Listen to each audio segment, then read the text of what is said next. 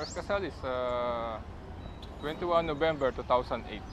So tomorrow is 15 years na. Anniversary.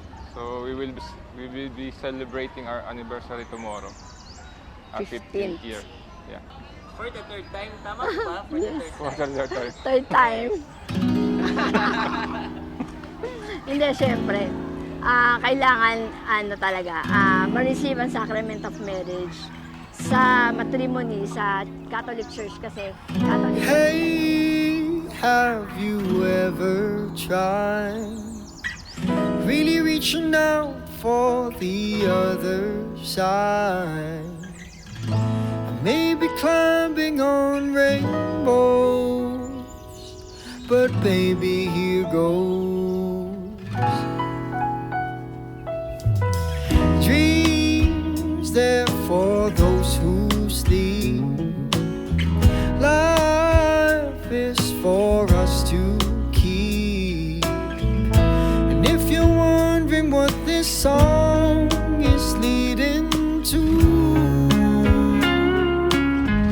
I wanna make it with you. I really think that we can make it, girl.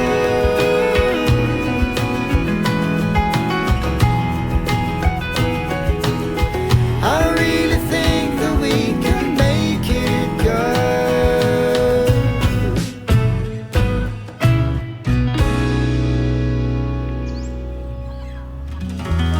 sa amin, importante talaga yun sa basbas ng simbahan. So ngayon, thankful ako kasi kahit sandali lang namin inayos to, nakuha.